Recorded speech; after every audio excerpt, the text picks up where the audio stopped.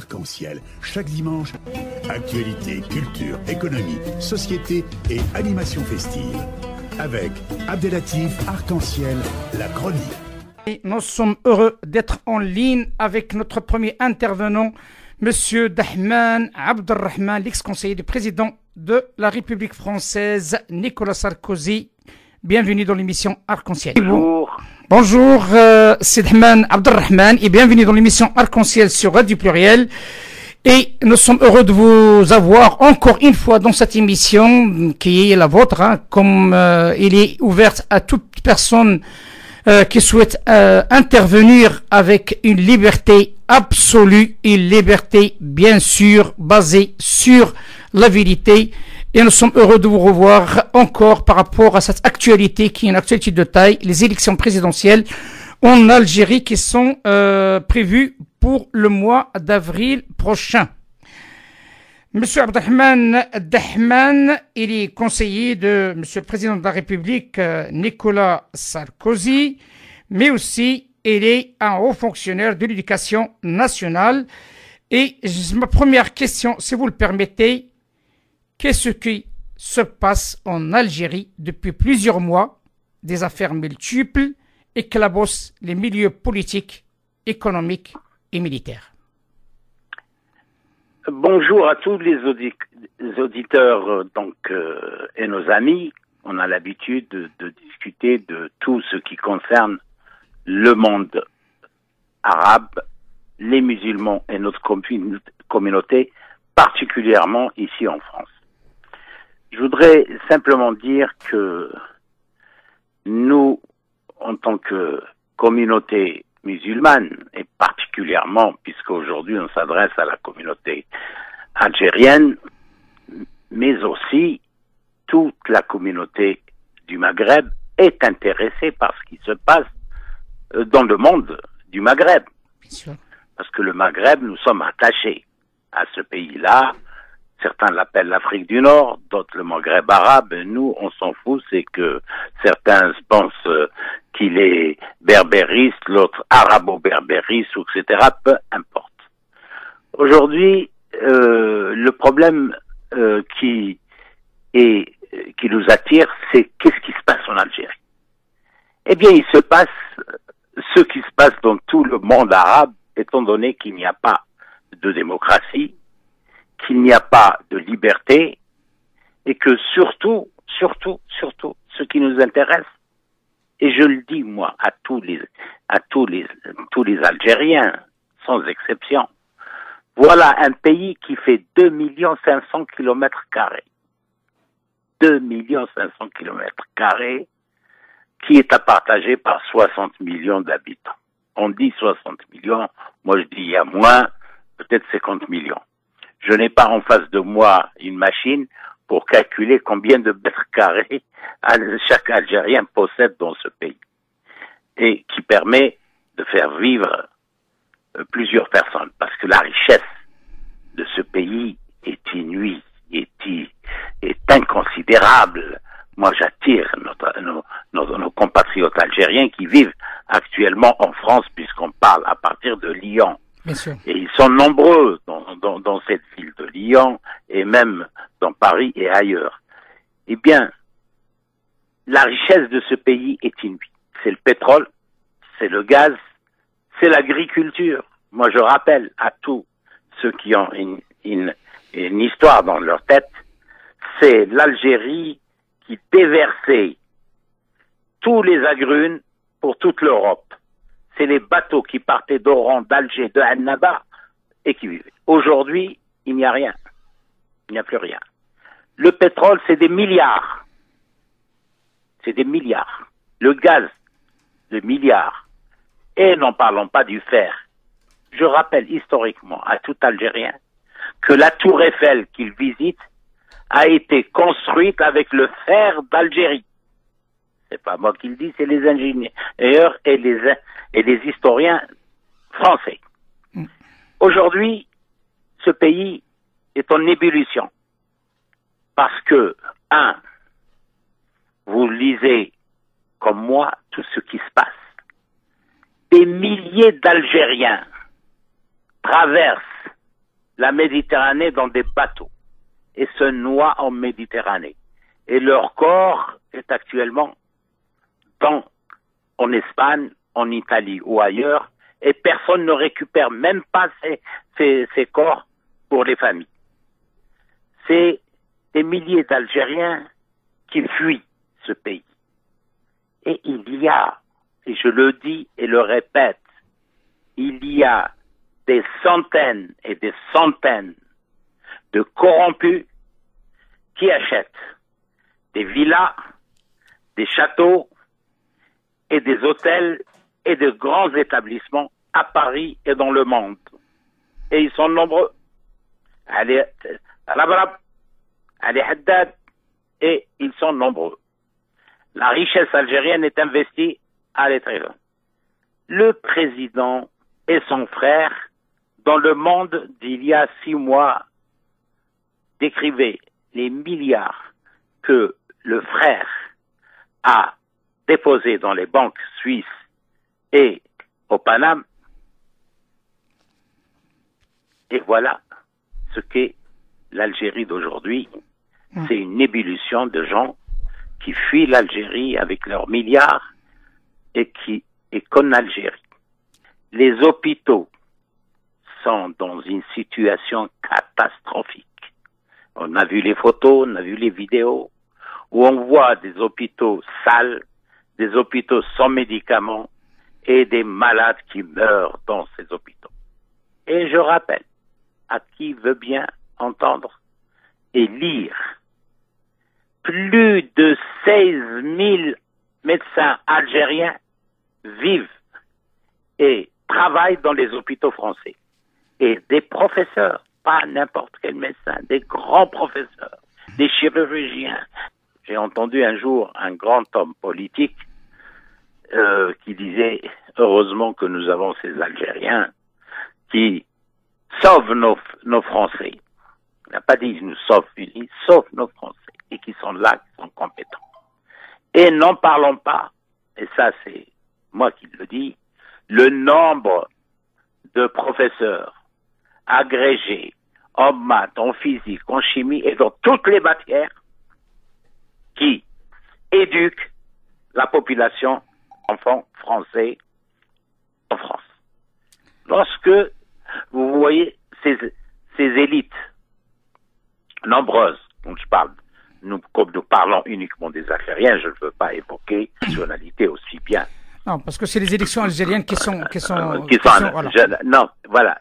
Et je peux vous dire, lorsque je parle de l'enseignement, j'étais quand même inspecteur général de l'éducation nationale. Exact. Et j'ai pu faire tout l'Île-de-France ainsi que l'Isère. Et le nombre de professeurs que j'ai rencontrés et ailleurs. Dans la police, il y a de tous les cas, des commissaires, des officiers, des renseignements généraux et de tout. Dans la gendarmerie, et je te rappelle, mon cher ami, qu'il y avait un général d'origine algérienne à Lyon. C'était dans la presse. Hein. Moi, je n'ai fait que dire, je ne l'ai jamais rencontré. Par contre, les policiers, j'en ai rencontré un peu partout. Alors, lorsque vous avez cette élite, et je rappelle pour certains, en Amérique, à la NASA, il y a des Algériens. En Amérique, l'homme qui s'occupait de la santé de tous les Américains, il s'appelle Lies Zaroni. Connu mondialement. Au Canada, n'en parlons pas. Et les gens regardent ce pays avec tristesse. Juste une précision, parce que ça fait 15 jours en arrière, hein, donc il y avait monsieur qui s'appelle Abdelatif Alexandre Al-Fka, qui a, je crois, 7 doctorats ou 6, hein, je ne me rappelle plus, et on a fait une émission dédiée à cette histoire que vous venez d'évoquer, la fuite des cerveaux. Donc on est un petit peu, c'est un problématique hein, qui existe partout hein, dans le monde arabe et notamment surtout au Maghreb. Et puisqu'on parle de l'Algérie, pourquoi pas un jour on parlera aussi de cette fuite d'une manière plus approfondie en Tunisie, parce que aussi il y a un grand nombre de cerveaux qui quittent le pays. Et ma deuxième question qui nous amène au sujet sur quoi on parle, c'est cette présidentielle. Le président Bouteflika je crois, comme vous l'avez entendu vous-même, il y a un appel qui a été fait, je crois, hier ou avant-hier, par les partis qui sont à la coalition gouvernementale, d'appeler le président à renouveler encore pour un 5e mandat.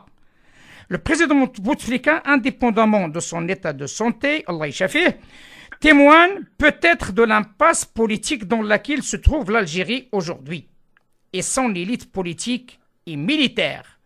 Qu'en pensez-vous? Écoutez, c'est très simple. S'il y a une personne très proche, et tu le sais, mon cher, le président Bouteflika, je suis le premier Algérien ici en France à avoir créé un comité de soutien pour le président Bouteflika le 28 septembre 1998 au 5 rue Affre, Paris 18e, à la demande express d'un grand ami, Allah yarhamou, qui s'appelle Général Harbi Belkher, un grand homme du Sud, de Tiaret. Je me suis dit, si un homme aussi connu dans le monde qui m'appelle, moi qui n'avais rien à voir, tu le sais bien, je vis en France, je suis un cadre supérieur de la République, mais j'aime mon pays. J'aime l'Algérie, j'aime le Maghreb, et si quelqu'un me demande un service, je le fais, et je ne cherche pas à le faire pour avoir un poste. Alors, je l'ai fait, et il y a eu des milliers de personnes qui sont venues donc à ce rassemblement, que tu as déjà vu sur YouTube, puisque j'ai fait envoyer la vidéo partout. Nous l'avons fait parce que nous pensions que cet homme-là avait une histoire, était un diplomate, il sait bien parler, c'est vrai qu'il parlait bien, qu'il maîtrisait, puisque c'était l'enfant terrible de l'Algérie, de Boumediene et de Bossouf, et qu'il avait quelques connaissances. Ce n'était pas un cadre supérieur comme certains hommes politiques que je connais, comme Rzali, qui était du pont de chaussée, et tant d'autres. Hein. Il avait une connaissance, il avait une histoire. Et nous nous sommes dit, c'est bien parce il a été un grand diplomate de l'époque de Boumediene. Il a fait le monde, il savait parler, hein, ça c'est par rapport à certains qui sont en train de se présenter actuellement. Et je me suis dit, engageons-nous. Et il a réussi. Alors, je le dis clairement et nettement, j'ai été sans soutien jusqu'en 2004.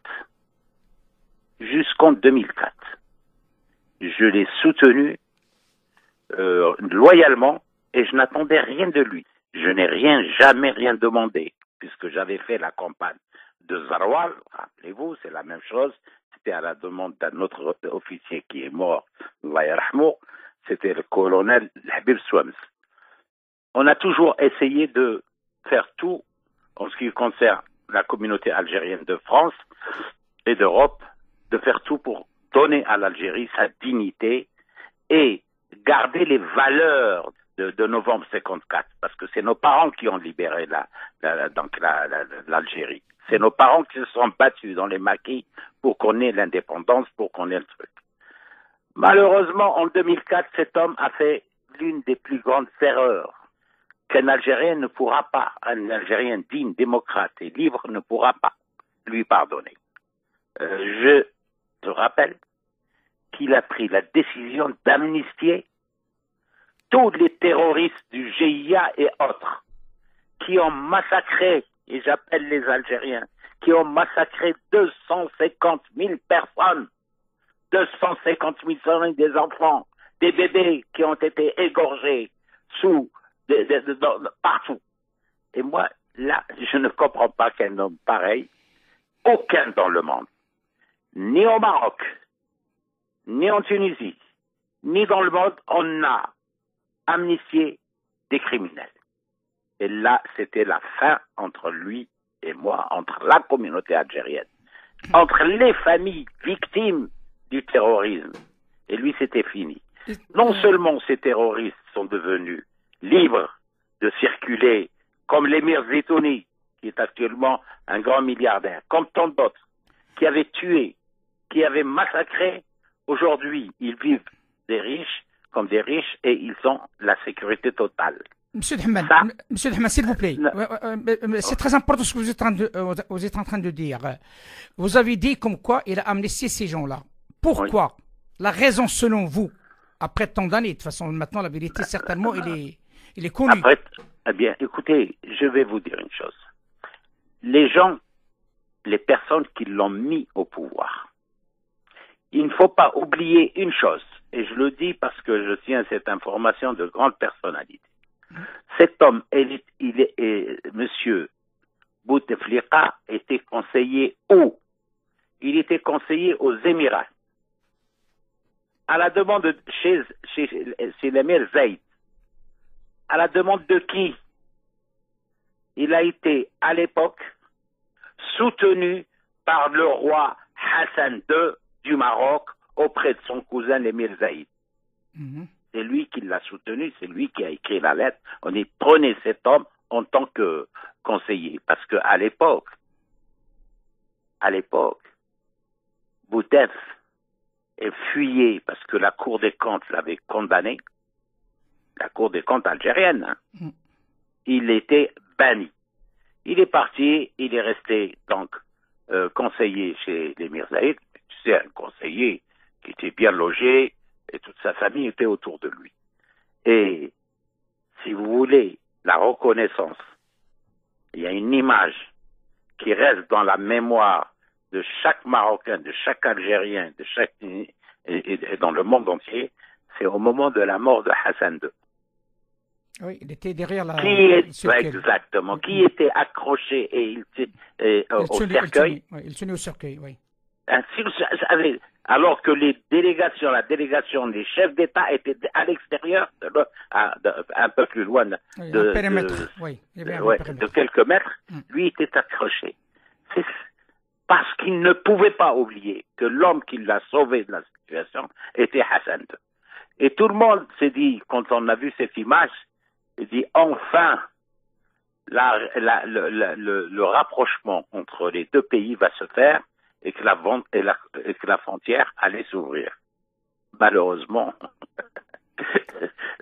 l'homme est resté tel qu'il est, et la frontière est toujours fermée, et deux peuples arabo-berbères, musulmans, sont séparés. Il était donc là-bas, et entre-temps, il a été entouré par les Saoudiens, par les Qataris. C'est les Qataris qu'on retrouve toujours en Algérie assez puissants, et puis par les services aussi bien américains que français. Les Saoudiens, les Qataris qui étaient les hommes, les financiers des frères musulmans et de tous ces gens qui tuaient comme en Syrie ou en Irak, qui tuaient d'autres Arabes ou d'autres musulmans. Eh ben, il fallait bien lui donner une mission de libérer et de sauver leurs petits copains terroristes dans le monde en Algérie. Donc, bel et bien, il y avait une ingérence dans ce cas-là. Bien sûr, l'ingérence, elle est là, il faut pas arriver. Alors, il l'a fait parce qu'il ne pouvait pas faire autrement. Alors, certains Algériens, à partir de la décennie noire, je ne sais pas si tu te rappelles de toutes ces manifestations que j'organisais à travers toute la France contre le terrorisme.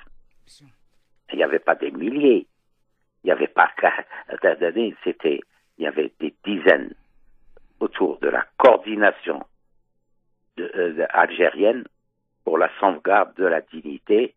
Et j'ai encore les photos, et j'ai encore les vidéos de l'époque, 93, 94, etc., où on se battait contre le terrorisme, on se battait contre cet intégrisme. Alors, ce monsieur a oublié ce que nous étions et il a fait l'une des erreurs.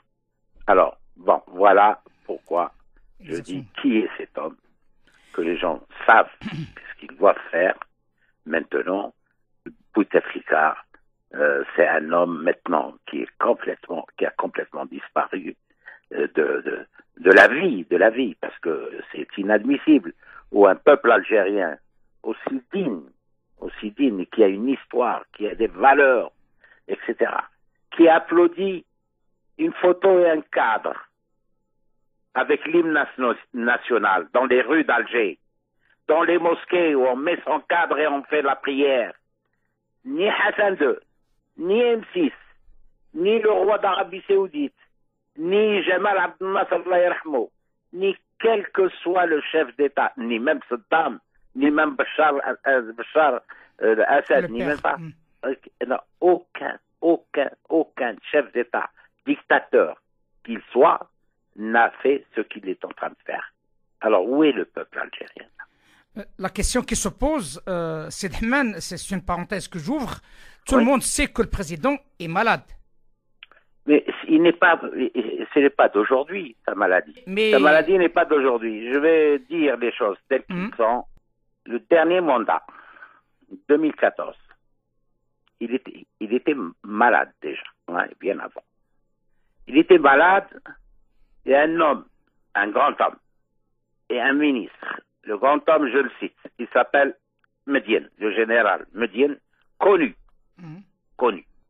qui ont été le voir dans son lit, en lui disant, Monsieur le Président, vous allez vous soigner, ne vous présentez pas, et nous sommes là et on va vous garantir que vous serez en sécurité, vous et votre famille, sans problème. Il y avait sa sœur, la sœur, celle qui le soigne tous les jours et qui le lave et qui lui change ses couches tous les jours, à ce jour-là, qui disait la même chose, laissez mon frère se soigner. Eh bien, il y a un espèce d'individu qui est son frère, qui s'appelle Monsieur Saïd Bouteflika, que je connais, que j'ai rencontré. Je ne parle pas d'individu comme ça parce qu'on m'a dit de lui. Je l'ai vu, je l'ai rencontré à l'époque où j'avais fait la campagne pour pour son frère. Et bien celui-là, non, il avait des ambitions, il avait des individus autour de lui et surtout des corrompus, des gens qui se sont enrichis par le vol, qui ne voulaient pas quitter le pouvoir. Et bien il a refusé, il a continué à jouer le jeu. Et cet homme-là a refait surface et il a été élu. Est-ce qu'il a été réellement élu? Moi, je dis non. Il n'y a jamais eu d'élection démocratique. Le peuple s'est désintéressé de la politique. Chacun faisait son petit trafic de son côté et on a laissé faire les corrompus à tous les niveaux. Dans ce contexte que vous venez de citer, qui est quand même dramatique, on entend d'une manière assez claire comme quoi il y a l'arrivée du frère du président qui souhaite prendre la place de son frère, si j'ai bien compris un petit peu la manœuvre, quel pourrait donc être l'avenir de ce grand pays aux prises avec lui-même finalement, et qui n'arrive pas comme la plupart, j'ai dit la plupart, sinon tous les pays arabes, à s'asseoir un système démocratique viable? C'est très simple. Le frère n'a ni la compétence, ni l'étoffe. Saïd Bouteflika n'a ni la compétence, ni l'étoffe pour succéder à son frère. Et l'Algérie n'est pas une monarchie. Il faut pas oublier. Ce n'est pas le roi du Maroc qui a 4 siècles et 70 ans de Alaouite derrière lui. Lui, il peut dire, je succède. Il n'y a pas de problème. Mais pas Bouteflika. Bouteflika, c'est une famille, mais très pauvre, connue. Sa mère, c'était Tayyaba fait Hammam. Alors, on ne peut pas se prendre pour un roi. L'Algérie n'est pas une monarchie. Il y a eu des monarchies, la monarchie de Tlemcen, de Tieret, etc. Mais c'était il y a longtemps, avant 1830. Tout le monde le sait. Alors, ce pays il y a des hommes qui se présentent. Il y en a un, là, dernièrement, qui s'est présenté, qui s'appelle Général Ali Gdiri. Ce général-là, lorsqu'on a vu qu'il arrivait, il a fait des déclarations, on s'est dit, alhamdoulilah, voilà, il va y avoir un général qui va peut-être sauver l'Algérie, sauf que le général s'est oublié. Il a dit qu'il était le plus diplômé de tous les généraux, et puis il a dit, je vais faire ça, je vais faire ça, je vais... On s'est dit, bravo, enfin. Sauf qu'il nous a dit qu'il était le meilleur général, le plus diplômé de tous les diplômés de Moscou. Mais moi, je connais d'autres généraux, je peux en citer des dizaines et des dizaines, des généraux à Pafé, Mjahad, et j'en connais des dizaines, mais qui eux aussi étaient aussi diplômés, mais de Saint-Cyr, de Boston, de Londres, mais qui ne l'ont jamais dit. Ils ne l'ont jamais dit. Ils sont aussi compétents qu'un d'eux. Et j'ai écouté ce Ali Gdiri dans une conférence.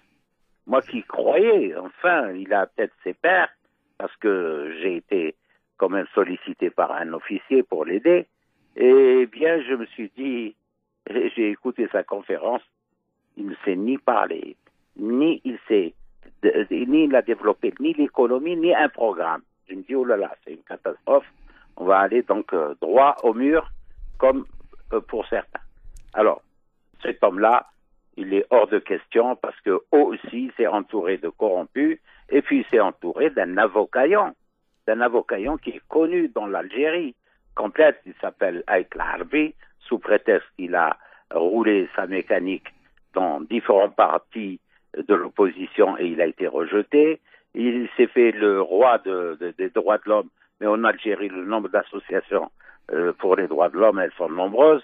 Alors, donc, cet homme-là, il est aujourd'hui hors course et il n'a aucune chance, d'autant que Lamine Zaroual, en personne, a déclaré, et vous l'avez vu, qu'il ne soutenait pas cet individu, Lamine Zaroual. Alors, il a laissé entendre que c'est Taoufir Medienne. Écoutez, je connais l'entourage de Taoufir Medienne et il me connaît. Je pense que s'il était sincèrement soutenu par certains généraux, je l'aurais su très très vite. On m'aurait dit, Tahman, s'il te plaît, tu arrêtes, laisse-le passer, laisse-le faire. Alors, donc, cet homme-là, je pense qu'à mon avis, il ne sortira pas l'Algérie, il va l'enfoncer, d'autant plus il s'est entouré de corrompus qui ne valent pas la peine de les citer. Tout le monde les connaît, qui sont en fuite actuellement en France et au Brésil. Et tout le monde sait de qui je parle. Il y a quelque chose qui interpelle tout le monde. Maintenant, on parle d'un nouveau général. Donc, c'est un général qui n'est pas sur la une des journaux comme les autres généraux qui sont connus au sein de l'Algérie. Quel rôle politique peut encore jouer l'armée algérienne dans l'avenir et dans le prochain processus électoral? Écoutez, c'est très simple. J'ai été très clair en décembre dans une télévision connue au niveau mondial, Al Magharibiya. J'ai dit clairement et nettement, c'est l'armée qui décidera quel est le prochain président de la République. L'armée ne s'est pas prononcée. Gaïd Salah a été clair, net et précis en ce qui concerne ce fameux général que nous avons cité. Maintenant, il y a d'autres. Il y a des civils. Il y a des civils. Il y a des gens connus, dont je peux te citer un qui est le Hajj Mohamed Bouferrach, connu, qui a été député, qui aujourd'hui se présente. Hajj Mohamed Bouferrach est un civil. Il connaît les gens de l'armée. Il y en a d'autres. Maintenant, c'est vraiment le folklore. Le folklore. Il y a une vingtaine de candidats. Il y a une vingtaine de candidats dans la case que nous connaissons tous, que moi je connais personnellement. C'est un cas sympathique, on a besoin aussi de cirque et de clowns, comme je le dis. Il y a quelques observateurs, Sid Ahmed, qui parlent d'un nom qui est connu à l'échelle internationale, qui a beaucoup de mérite aussi. C'est M. Khadr Ibrahimi. Le Khadr Ibrahimi est encore à Londres. Je ne pense pas qu'il soit candidat. Et personne, il y a longtemps, il a eu des responsabilités, c'est sûr. Il s'est séparé de ce pouvoir et il vit à l'étranger et il n'a jamais, c'est un type très courageux, il peut dire je suis candidat, peut-être qu'il aura une chance. Mais moi je dis aucun n'aura la chance de gouverner ce futur pays depuis 63. Nous sommes passés de militaire en militaire. De 1, Boumediene, 2, Chadli, 3, Zarwal, 4, Boudiaf, ils l'ont tué, etc. Il n'y a pas eu d'autres. Et Boutef aussi est un ancien du clan de Oujda, de Boumediene et de Boussou. Je pense que le prochain, ça sera les militaires qui vont le désigner. Ils vont le désigner.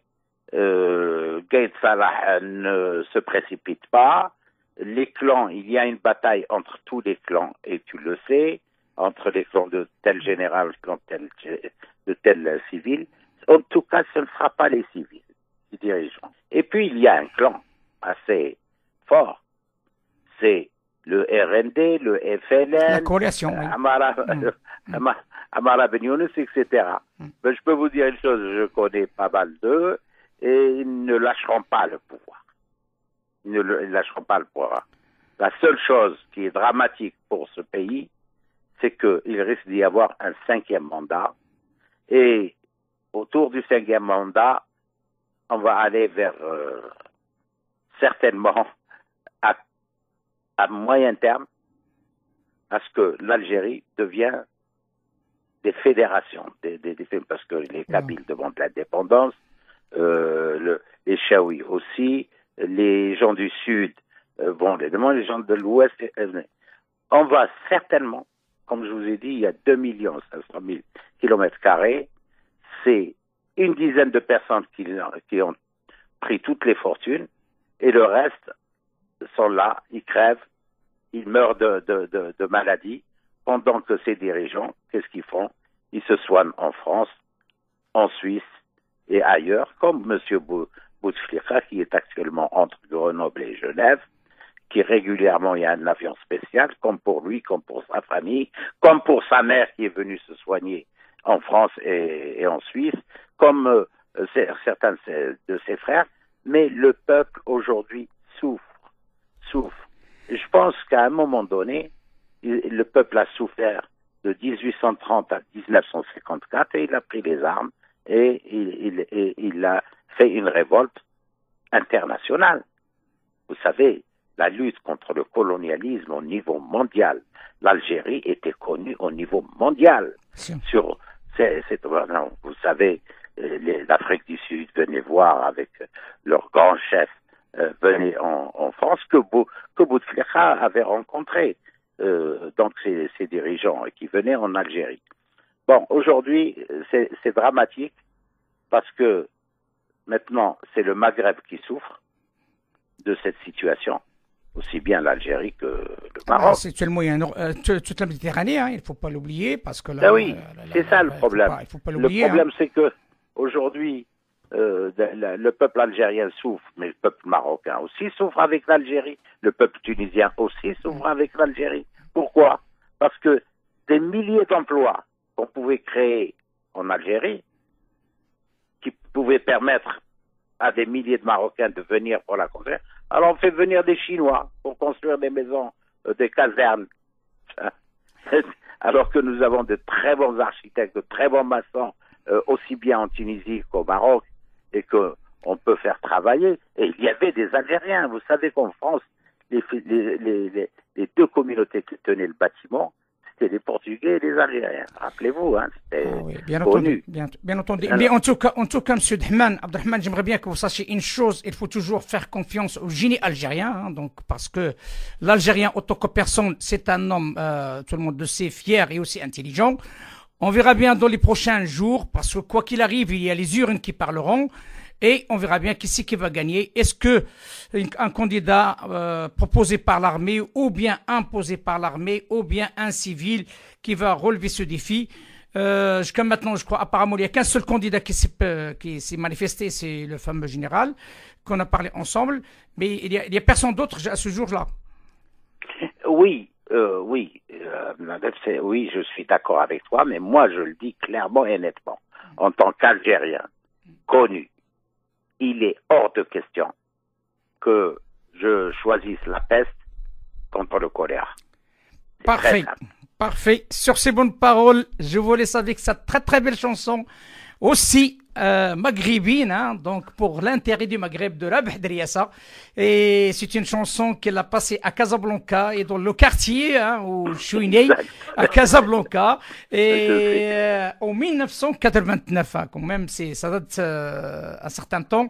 Et c'était une très très très belle chanson de la Driassa.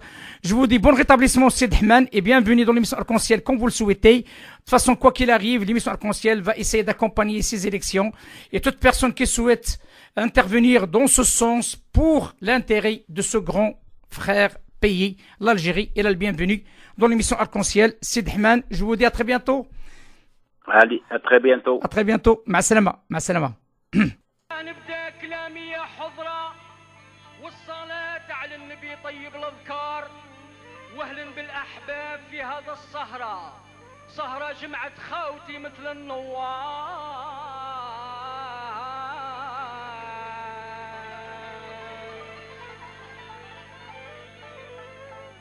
وردة بيضاء مقابلة وردة حمراء وردة بيضاء مقابلة وردة حمراء وجنة خضراء فاتحة فيها الأزهار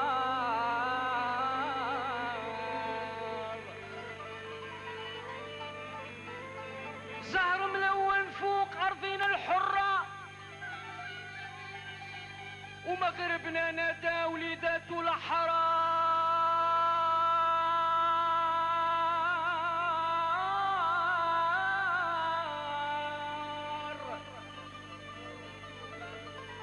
أحرار اتفقوا على الوحدة مرة يتفريدة ما يحطمها غدار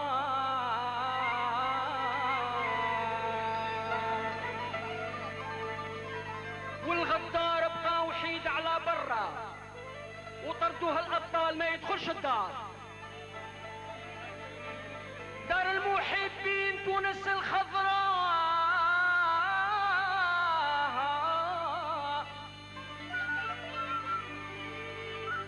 عندي فيها احباب عز من الابصار والمغرب الحبيب وطن المسرة والبيضاء جنة كبيرة وسط صغار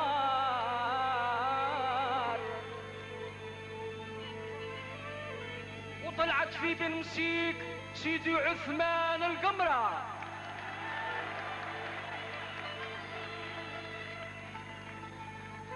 طلعت في بن مسيك سيدي عثمان القمرة عمالة الوطن تظهر بالأزهار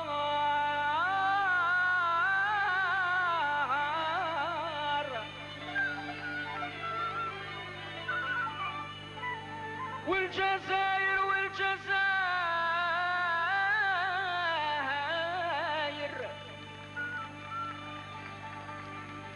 والجزائر فاتحة مثل الزهرة وردة بيضاء عطورها عم تلقى